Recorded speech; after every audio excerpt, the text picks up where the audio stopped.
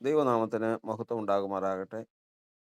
ദൈവത്തിൻ്റെ വചനത്തിൽ സങ്കീർത്തനം 119 ൻ്റെ 1 വാക്യത്തിൽ യഹോവയുടെ ന്യായപ്രമാണം അനുസരിച്ച് നടപ്പിൽ നിഷ്കളങ്കരായവർ ഭാഗ്യവാന്മാർ എന്ന വചനമാണ് നാം ചിന്തിച്ചുകൊണ്ടിരിക്കുന്നത്.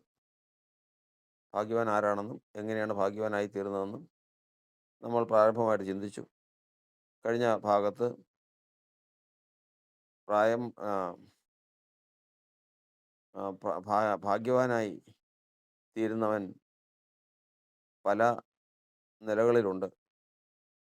അതായത് ആത്മാവിൽ ഭാഗ്യവാന്മാർ, എളിയവനെ ആദരിക്കുന്നവൻ ഭാഗ്യവാൻ, ന്യായപ്രമാണം രാപ്പകൽ ധ്യാനിക്കുന്നവൻ ഭാഗ്യവാൻ, അങ്ങനെ പല വിധത്തിലുള്ള ഭാഗ്യപദവിയുണ്ട്. എന്നാൽ 119 സങ്കീർത്തനം 1 വാക്യത്തിൽ എഴുതിയിരിക്കുന്ന ഭാഗ്യപദവി എന്ന് പറയുന്നത് നിഷ്കളങ്കനായിരിക്കുന്നത് കൊണ്ടുള്ള ഭാഗ്യമാണ്. ഒരു മനുഷ്യൻ നിഷ്കളങ്കനായിരുന്നാൽ അവൻ ഭാഗ്യവാനായി തീരും. അതെങ്ങനെയെന്നുള്ളതാണ് നമ്മൾ ചിന്തിപ്പാനിടയായി തീർന്നത്. അതിൽ ഒന്നാമത്തെ കാര്യം നമ്മൾ ചിന്തിക്കാൻ ഇടയായി തീർന്നത്, മനുഷ്യൻ നിഷ്കളങ്കനായാൽ ആ നിഷ്കളങ്കതയിൽ തന്നെ ദൈവം ഇടപെട്ട് അവനോട് ദൈവം നിഷ്കളങ്കനായിട്ട് ഇടപെടും. എന്നാൽ അവൻ വക്രത കാണിക്കുന്നുവെങ്കിൽ അതുപോലെ തന്നെ ദൈവം അവനോട് വക്രതയായിട്ടും ഇടപെടും. അതുകൊണ്ട് ഒരു മനുഷ്യ ജീവിതത്തിൽ എപ്രകാരം ഒരു മനുഷ്യൻ നിഷ്കളങ്കനായിരിക്കുന്നുവോ, ആ ആയിരിക്കുന്ന സമയം മുതൽ ദൈവം അവനോട് നിഷ്കളങ്കനായിട്ട് ഇടപെടുവാനിടയായിത്തീരും. ഇന്ന് നമ്മൾ ഒരു മനുഷ്യൻ നിഷ്കളങ്കനായാൽ ദൈവം അവനോട് ഇടപെടുന്നതിനെക്കുറിച്ച് 37 സങ്കീർത്തനം വായിക്കാം.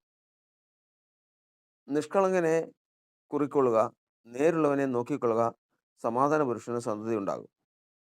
വേദപുസ്തകത്തിൽ നീതിമാനെന്നും നേരുള്ളവനെന്നും നിഷ്കളങ്കനെന്നും സമാധാന പുരുഷനെന്നും പറയുന്നത് ഒരാളെ സംബന്ധിച്ചാണ്. അതായത് ഒരു മനുഷ്യൻ ദൈവത്തിന് മുമ്പാകെ, ഇപ്പോൾ അബ്രഹാം ദൈവത്തിന് മുമ്പാകെ നീതിമാനായിരുന്നു, നിഷ്കളങ്കനായിരുന്നു, നേരുള്ളവനായിരുന്നു, അതുപോലെ തന്നെ സമാധാന പുരുഷനുമായിരുന്നു. ഈ 4 പദവികളും ഏകദേശം ഒരുപോലെ ഉള്ളതാണ്. നീതിമാനായവൻ നേരുള്ളവനായിരിക്കും, നേരില്ലാത്തവനെ നീതിമാനെന്ന് ദൈവം കണക്കിടുകയില്ല. അതുപോലെ തന്നെ നിഷ്കളങ്കനായിരിക്കും, സമാധാന പുരുഷനായിരിക്കും. ഇങ്ങനെയുള്ള കാര്യങ്ങളെല്ലാം അവന് ആ പദവിയായിട്ടുണ്ടായിരിക്കും. ഇവിടെ അങ്ങനെയുള്ള ഒരു മനുഷ്യന് ഇവിടെ കൊടുക്കുന്ന പ്രതിഫലമാണ് എഴുതിയിരിക്കുന്നത്. സമാധാന പുരുഷന് സന്തതി ഉണ്ടാകും. നിഷ്കളങ്കനെ കുറികൊള്ളുക, നേരുള്ളവനെ നോക്കിക്കൊള്ളുക, സമാധാന പുരുഷന് സന്തതി ഉണ്ടാകും. ഇവിടെ എഴുതിയിരിക്കുന്നത് നിഷ്കളങ്കനാണെങ്കിൽ അവന് സന്തതി ഉണ്ടാകും. അപ്പോൾ സന്തതി എന്ന് പറയുന്നത് നിഷ്കളങ്കന് മാത്രമാണോ?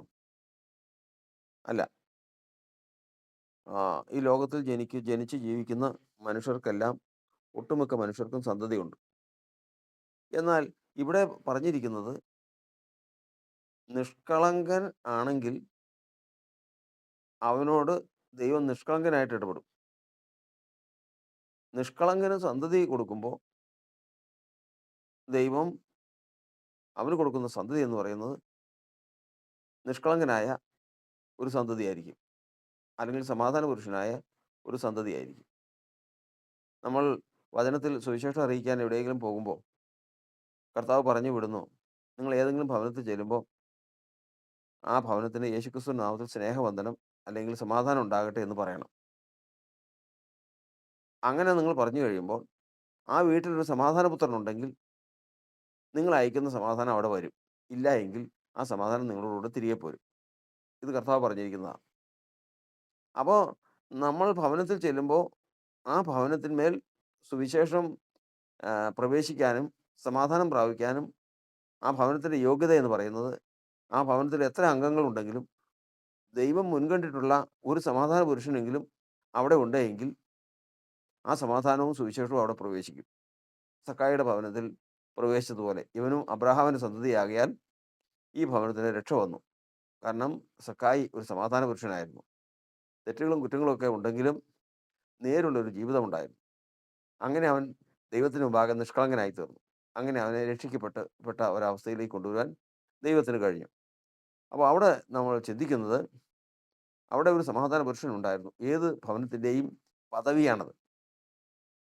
അപ്പോൾ ഇവിടെ നമ്മൾ പഠിക്കുന്നത് നിഷ്കളങ്കനെ കുറിക്കൊള്ളുക, നേരുള്ളവനെ നോക്കിക്കൊള്ളുക, സമാധാന പുരുഷന് സന്തതി ഉണ്ടാകും. ലോകത്തിൽ ധാരാളം ആളുകളുണ്ട് സന്തതി ഉണ്ടാകുന്നത്. എന്നാൽ ഒരു മനുഷ്യൻ നിഷ്കളങ്കനാകുമ്പോൾ ദൈവവും അവനോട് നിഷ്കളങ്കനാകും. അങ്ങനെ നിഷ്കളങ്കനായ ദൈവത്തിൽ നിന്ന് ലഭിക്കുന്ന സന്തതി എന്ന് പറയുന്നത് സമാധാനപുത്രനായിരിക്കും. അതാണ് അബ്രഹാമിനോട് 99 വയസ്സായി. വിളിച്ചത് ഏകദേശം 75 വയസ്സിലാണ്. ഈ 75 വയസ്സിൽ വിളിച്ചതിന് ശേഷം അബ്രഹാം ഈ ലോകത്തിൽ ജീവിക്കാൻ ആഹ്, ജീവിക്കാൻ ഭവനത്തിൽ നിന്ന്, ചാർച്ചക്കാരുടെ ഇടയിൽ നിന്ന്, പിതൃഭവനത്തിൽ നിന്നൊക്കെയും വിട്ടിറങ്ങി എങ്ങോട്ട് പോകുന്നു എന്നറിയാതെ യാത്ര പുറപ്പെട്ടു. അങ്ങനെ യാത്ര പുറപ്പെട്ടപ്പോൾ അവന് ഭൗതികമായിട്ട് വിശ്വാസം ആരംഭിച്ചതല്ലേ ഉള്ളൂ. വലിയ വിശ്വാസം അല്ലെങ്കിൽ തീർന്ന ഒരു വിശ്വാസം ഉണ്ടായിരുന്നില്ല. അത് വർദ്ധിച്ചുകൊണ്ടിരിക്കുന്നു എന്നുള്ളതാണ് നാം മനസ്സിലാക്കുന്നത്. നാളുകൾ കഴിഞ്ഞപ്പോൾ അത് വർദ്ധിച്ചു. അതിൻ്റെ ഇടയ്ക്ക് സ്വന്തം ഭാര്യ പെങ്ങളാണെന്ന് പറഞ്ഞ് ഫറവോൻ്റെ അരമനയിൽ പോയി. അങ്ങനെ ഫറവോൻ്റെ അരമനയിൽ ജീവിക്കേണ്ടി വന്നു. ഇതെല്ലാം കഴിഞ്ഞതിന് ശേഷം 99 വയസ്സായി. വിളിച്ചിട്ട് ഇത്രയും വർഷങ്ങളായി. അബ്രഹാമിനോട് കർത്താവ് വന്നിട്ട് പറഞ്ഞു. അപ്പോൾ അതുവരെയുള്ള അബ്രഹാമിൻ്റെ പ്രവൃത്തിയും ജീവിതവും എല്ലാം നമുക്ക് വചനത്തിൽ നിന്ന് പഠിക്കാൻ കഴിയും. സ്വന്തം നിലനിൽപ്പിന് വേണ്ടിയിട്ടും മറ്റുള്ളവർ തങ്ങളെ ഉപദ്രവിക്കാതിരിക്കാനും താൻ പ്രവർത്തിച്ച പ്രവൃത്തിയൊക്കെയും നമ്മൾ അതിൽ നിന്ന് വചനത്തിൽ നിന്ന് പഠിക്കുന്നുണ്ട്. 99 വയസ്സായപ്പോൾ കർത്താവ് പ്രത്യക്ഷപ്പെട്ട് പറയുകയാണ്, അബ്രഹാമേ, ഞാൻ ഏൽ ശദ്ദായി ആകുന്നു, അല്ലെങ്കിൽ ഞാൻ സർവ്വശക്തിയുള്ള ദൈവമാകുന്നു. നീ എൻ്റെ മുമ്പാകെ നടന്ന് നിഷ്കളങ്കനായിരിക്കുക. കാരണം വിളിച്ചിട്ട് ഇത്രയും വർഷമായിട്ടും അബ്രഹാം സർവശക്തനായ ദൈവത്തിൽ വിശ്വസിച്ച് തൻ്റെ ഭാരവും തൻ്റെ ജീവിതത്തിൻ്റെ വശങ്ങളും എല്ലാം ദൈവത്തിൽ ഏൽപ്പിച്ച് തൻ്റെ ബുദ്ധിയെ കൂടാതെ ദൈവത്തിലുള്ള വിശ്വാസത്താൽ മാത്രം ജീവിക്കാൻ ഇതുവരെയും തയ്യാറായിട്ടില്ല. അതിനുള്ള വളർച്ച പ്രാപിച്ചിട്ടില്ല. അപ്പോൾ ദൈവം പറയുകയാണ്, ഇത്രയും പ്രായമായി, ഇത്രയും വർഷങ്ങളായി വിളിച്ചിട്ട്, ഇപ്പോൾ നിനക്ക് ഒരു പ്രജയെ തരണം. അതിൻ്റെ പൊരുളതാണ്. 37 സങ്കീർത്തനം 37 വാക്യമാണ് അവിടെ അതിൻ്റെ ആധാരം. അതായത് നിഷ്കളങ്കനെ കുറിക്കൊള്ളുക, നേരുള്ളവനെ നോക്കിക്കൊള്ളുക, സമാധാന പുരുഷന് സന്തതി ഉണ്ടാകും. അത് നീ ഇന്ന് ഈ വക്രത കാണിച്ചാൽ, അല്ലെങ്കിൽ വളവ് കാണിച്ചാൽ, ആ ദൈവവും വചനപ്രകാരം വളവ് കാണിക്കും. വക്രനോട് വക്രത കാണിക്കുന്നു എന്നുള്ള വചനപ്രകാരം ദൈവവും വക്രതയുള്ള ദൈവമായിട്ട് ഇടപെടാൻ പറ്റുള്ളൂ. ദൈവത്തിന് നീതിമാനാണ്. എന്നാൽ നീ നിഷ്കളങ്കനായാൽ നിഷ്കളങ്കനായ ദൈവമായിട്ട് ദൈവത്തിന് നിന്നോട് ഇടപെടാൻ പറ്റും. അങ്ങനെ നിഷ്കളങ്കനായിട്ട് ഇടപെട്ട് കഴിഞ്ഞാൽ നിനക്ക് ഒരു തരുന്ന കുഞ്ഞ് അത് നിഷ്കളങ്കനും സമാധാന പുരുഷനുമായിരിക്കും. അത് ദൈവം നിനക്ക് തന്ന വാഗ്ദത്തം പ്രാപിച്ചെടുക്കാൻ തക്കവണ്ണ തലമുറയ്ക്ക് വേണ്ടിയിട്ടുള്ള അനുഗ്രഹം അവനിൽ കൂടി ഉണ്ടാകും. ഇത്രയൊന്നും വിളിക്കപ്പെടുമ്പോൾ നമ്മൾ ആരും വിചാരിക്കില്ല. ഒരു വിശ്വാസിയെ സംബന്ധിച്ചിടത്തോളം അത് പൂർണ്ണമായിട്ട് ആരും അത് ഗ്രഹിക്കുന്നില്ല. കാരണം എങ്ങനെയെങ്കിലും പല സൂത്രങ്ങളും തന്ത്രങ്ങളും വളവും തിരിവും എല്ലാം ജീവിതത്തിൽ ഉണ്ടായിരിക്കുമ്പോൾ ആ സമയത്തൊരു പ്രജയെ തരാതെ വണ്ണം നിഷ്കളങ്കമായി ഇവൻ വന്നതിന് ശേഷം വേണം നിഷ്കളങ്കനായ ദൈവത്തിന് ഇവനൊരു പ്രജയെ കൊടുക്കാൻ. അങ്ങനെ കൊടുക്കുന്നത് ദൈവത്തിന് മുമ്പാകെ ദൈവത്തിനും മനുഷ്യർക്കും കുറ്റമറ്റ മനസാക്ഷിയുള്ളവനായി, അവൻ സമാധാന പുരുഷനായി, അവൻ ദൈവിക വാഗ്ദത്തങ്ങൾ പ്രാപിക്കുന്ന ഒരു മനുഷ്യനായി തന്നെ തീരും. അത് നമുക്ക് ഇസഹാക്കിനെ കണ്ടു കഴിയുമ്പോൾ അറിയാം. ഇസഹാക്കിനെ കുറിച്ച് പഠിച്ചു കഴിയുമ്പോൾ അറിയാം. കാരണം ഈ വേദപുസ്തകത്തിൽ ദൈവത്തെ ഭയപ്പെടുന്നതിൽ ഏറ്റവും ശ്രേഷ്ഠനായ ഒരുവനാണ് ഇസഹാക്ക്. അതായത് തൻ്റെ പിതാവായ അബ്രഹാമിൻ്റെ പിതാവായ ഇസഹാക്കിൻ്റെ ഭയമയമെന്ന ഇതുപോലെ ദൈവഭയമുള്ളവൻ നമുക്ക് ദൈവത്തിൻ്റെ സന്നിധിയിൽ സാക്ഷ്യം ചുരുക്കമാണ്. അത്ര ഭയങ്കരമായ ദൈവഭയമുള്ളവനാണ്. എങ്ങനെ കിട്ടി? ഈ സ്ഥാനത്ത് ക്രമീകരണമില്ലാതെ വളവും തിരിവും തൻ്റെ ജീവിതത്തിൽ ഇരിക്കുമ്പോൾ താൻ പ്രാപിച്ചതാണ് ഇശ്മായേലിനെ. അബ്രഹാമിൻ്റെ സന്തതിയല്ലേ? അബ്രഹാമിൻ്റെ സന്തതിയാണ്. തനിക്ക് കിട്ടേണ്ട ഏത് പ്രജയാണ്? പക്ഷേ ദൈവം ഒരു നിഷ്കളങ്കമായ സന്തതിയെ, ഒരു സമാധാന പുത്രനെ കൊടുക്കാൻ ബാധ്യസ്ഥനല്ല. കാരണം ദൈവം അവനോട് നിഷ്കളങ്കത കാണിച്ച് നിഷ്കളങ്കന്മാർക്ക് കൊടുക്കുന്ന, നിഷ്കളങ്കന്മാരായ മനുഷ്യർക്ക് നിഷ്കളങ്കനായ ദൈവം കൊടുക്കുന്ന ഒരു കുഞ്ഞിനെ കൊടുക്കാൻ ദൈവം ബാധ്യസ്ഥനല്ല. കാരണം നിഷ്കളങ്കത വന്നിട്ടില്ല. ഇശ്മായേലിന് കൊടുക്കുമ്പോൾ അബ്രഹാമിന് ആ നിഷ്കളങ്കത വന്നിട്ടില്ല. 99 വയസ്സ് വരെയും ദൈവം നോക്കിയിരുന്നിട്ടും ഇപ്പോഴും ആ നിഷ്കളങ്കതയിലേക്ക് ഇതുവരെ വന്നിട്ടില്ല. അപ്പോൾ കർത്താവ് നേരിട്ട് സ്പഷ്ടമായിട്ട് പറയുകയാണ്, അബ്രഹാമേ, നീ എൻ്റെ മുമ്പാകെ നടന്ന് നിഷ്കളങ്കനായിരിക്കുക. ഞാൻ ഏൽ ശദ്ദായി ആകുന്നു. ഞാൻ സർവ്വശക്തിയുള്ള ദൈവമാകുന്നു. നീ നിൻ്റെതായി നിന്റെ നിലനിൽപ്പിന് വേണ്ടിയിട്ട് നീ കിടന്ന് കഷ്ടപ്പെട്ട കാര്യമില്ല. നിന്നെ വിളിച്ചവൻ വിശ്വസ്തനാണ്, സർവ്വശക്തനാണ്. ഏത് അവസ്ഥയിലും നിനക്ക് വേണ്ടി പ്രവർത്തിപ്പാൻ കഴിവുള്ളവനാണ്. നീ നിഷ്കളങ്കനായിരുന്നു കഴിഞ്ഞാൽ ബാക്കിയുള്ള കാര്യങ്ങളെല്ലാം ദൈവം നടത്തിക്കോളും. കാരണം നീ നിഷ്കളങ്കനായിരുന്നു കഴിഞ്ഞാൽ നിഷ്കളങ്കനായ ദൈവം നിന്നോട് ഇടപെടും. നിഷ്കളങ്കനായി നീ തീർന്നാൽ നിഷ്കളങ്കനായ മനുഷ്യന് നിഷ്കളങ്കനായ ദൈവം കൊടുക്കുന്ന സമാധാന പുരുഷനായ ഒരു പ്രജയെ നിനക്ക് തരും. അതിന് വേണ്ടിയിട്ടാണ് ഇത്രയും കാലം താമസിച്ചത്. ഇല്ലെങ്കിൽ പിന്നെ ഇത്രയും കാലം താമസിക്കേണ്ട കാര്യമുണ്ടോ? സാറായ്ക്ക് പതിവുള്ള പിരീഡ് നിന്നുപോയി. അബ്രഹാമിന് ശരീരം നിർജ്ജീവമായി പോയി. ഇതിനേക്കാളൊക്കെ മുമ്പ്, ഇത്രയും വൈകണതിനേക്കാൾ മുമ്പ് ഇന്ന് ആ വിളിച്ച ഉടനെ തന്നെ ഒരു കുഞ്ഞിനെ കൊടുത്തിരുന്നെങ്കിൽ ഇന്ന് വയസ്സ് 25.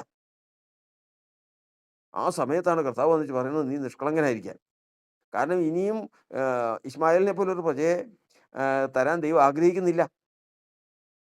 സാറായിൽ കൂടി വരുന്നത് അബ്രഹാമിനും സാറായ്ക്കും കൂടി ഇനിയും പുറത്തേക്ക് വരേണ്ടത് ദൈവം ആഗ്രഹിക്കുന്ന നിഷ്കളങ്കനായ മനുഷ്യന് നിഷ്കളങ്കനായ ദൈവം കൊടുക്കുന്ന ഒരു സമാധാനപുത്രനെയാണ് ദൈവം കൊടുക്കാൻ ഉദ്ദേശിക്കുന്നത്. അതിനുവേണ്ടി ഇവൻ നിഷ്കളങ്കനായിരിക്കണം. ദൈവം നീതിമാനാണ്. അങ്ങനെ അബ്രഹാം തൻ്റെ ജീവിതത്തിലെ ക്രമീകരണമെല്ലാം വരുത്തിയതിന് ശേഷം നമ്മൾ വായിക്കുന്നത് പോലെ അവൻ ഭാഗ്യവാനായി തീർന്നു. എന്ത്? മക്കളുണ്ടായതുകൊണ്ടല്ല. അവന് മുൻപ് ഒരുവൻ ഉണ്ടായതുകൊണ്ട് അവൻ ഭാഗ്യവാനല്ല, നിർഭാഗ്യവാനായി. കാരണം അവൻ സഹോദരർക്കും എതിരെ സകല സഹോദരർക്കുമെതിരെ അവൻ്റെ കൈയിരിക്കും. അവനെതിരെ അവൻ്റെ സഹോദരന്മാർക്കും ഇരിക്കും. അവൻ കാട്ടുകഴുതയെ പോലൊരു മനുഷ്യനായിരിക്കും. എല്ലാറ്റിനും എതിരാ. ഈ ലോകത്തിലുള്ള സകല മനുഷ്യർക്കും വിരോധമാണ്. ഇന്ന് നമ്മൾ കാണുന്നുണ്ട്. ഇന്ന് ലോകത്തിൽ സകല മാനവരാശിക്കും പ്രശ്നമാണ്. ആ ഒറ്റ പ്രജ മുഖാന്തരം സംഭവിച്ചതാണ്. അത് സംഭവിക്കാതിരിക്കാനാണ് ഇന്നും ദൈവത്തിൻ്റെ സഭയോടും ദൈവം പറയുന്നത് പ്രകാരമാണ്. വിശ്വാസത്തിലേക്ക് വന്നൊരു വിവാഹം കഴിച്ച് വന്നു കഴിഞ്ഞാൽ ഭയത്തോടും വിറയലോടും കൂടി, ദൈവമേ, എൻ്റെ കയ്യിലുള്ള വളവും തിരിവും വക്രതയും ദോഷവും അതൊന്ന് നീക്കിക്കളഞ്ഞതിന് ശേഷം എന്നെ ഒന്ന് നിഷ്കളങ്കനാക്കണം. എന്നിട്ട് മതി. അങ്ങനെ ഞാൻ നിഷ്കളങ്കനായി കഴിയുമ്പോൾ നീ നിഷ്കളങ്കനാവും. നീ നിഷ്കളങ്കനായിട്ട് എന്നോട് ഇടപെടും. അങ്ങനെ വരുമ്പോൾ നിഷ്കളങ്കനായ മനുഷ്യന് നിഷ്കളങ്കനായ ദൈവം കൊടുക്കുന്ന ഒരു പ്രജ, ഒരു കുഞ്ഞിനെ എൻ്റെ കർത്താവ് എനിക്ക് തന്നാൽ അതിനപ്പുറമൊന്നും വേണ്ട. അത് അധികമൊന്നും വേണ്ട, ഒന്നും മതി. വേറെ അതൊന്നും വേണ്ട. അതുകൊണ്ട് ദൈവത്തിൻ്റെ വചനം പറയുന്നത്, ദൈവത്തിന് മുമ്പാകെ ഒരു മനുഷ്യൻ നിഷ്കളങ്കനായി തീരാൻ തൻ്റെ ആയുഷ്കാലം മുഴുവൻ ശ്രമിക്കേണ്ടതാകുന്നു. കാരണം അങ്ങനെ ശ്രമിച്ചാൽ, അത് സാധിച്ചാൽ നമ്മുടെ കർത്താവും നമ്മോട് നിഷ്കളങ്കനായിട്ട് ഇടപെടും. അങ്ങനെ വന്നാൽ നമുക്ക് ലഭിക്കുന്ന പ്രജ സമാധാനപുത്രനായിരിക്കും. അങ്ങനെ ലഭിച്ച പ്രജയായ ഇസഹാക്ക് ദൈവത്തെ ഏറ്റവും കൂടുതൽ ഭയപ്പെടുന്നവനും, ജീവിതത്തിൽ മൊത്തം പരിശോധിച്ചു കഴിഞ്ഞാൽ ഇസഹാക്കിന് പറ്റിയൊരു തെറ്റെന്ന് പറഞ്ഞാൽ, തെറ്റെല്ലാവർക്കും ഉണ്ട്. എങ്കിലും ഇസഹാക്കിൻ്റെ ജീവിതം പരിശോധിച്ചാൽ അത് ഏറ്റവും ശ്രേഷ്ഠമാണെന്ന് കാണാം. കാരണം ലഭിച്ച പ്രജ അതുപോലെയുള്ളതാണ്. ദൈവത്തിൻ്റെതാണ്. സമാധാനത്തിൻ്റെ ദൈവം കൊടുക്കുന്നതാണ്. നിഷ്കളങ്കനായ ദൈവം കൊടുക്കുന്നതാണ്. നീതിമാനായ ദൈവം കൊടുക്കുന്നതാണ്. നേരുള്ളവനായ ദൈവം കൊടുക്കുന്നതാണ്. കൊടുക്കുന്ന പ്രജ അതുപോലെയുള്ളതായിരിക്കും. കാരണം തൻ്റെ ദാസനായ അബ്രഹാം 100-ാമത്തെ വയസ്സിൽ നിഷ്കളങ്കനായിരിക്കുന്നു. ദൈവത്തിൻ്റെ സഭ നിഷ്കളങ്കമായി ഈ പദവിയെ പ്രാപിച്ചെടുക്കുവാൻ ദൈവം ആഗ്രഹിച്ചുകൊണ്ട് പ്രവർത്തിക്കുന്നു. ദൈവത്തിൻ്റെ ജനമേ, ദൈവം ആഗ്രഹിക്കുന്ന ആഗ്രഹത്തിലേക്ക് എത്തിച്ചേരുവാൻ ദൈവത്തിൻ്റെ ആത്മാവ് നമ്മെ സഹായിക്കുമാറാകട്ടെ.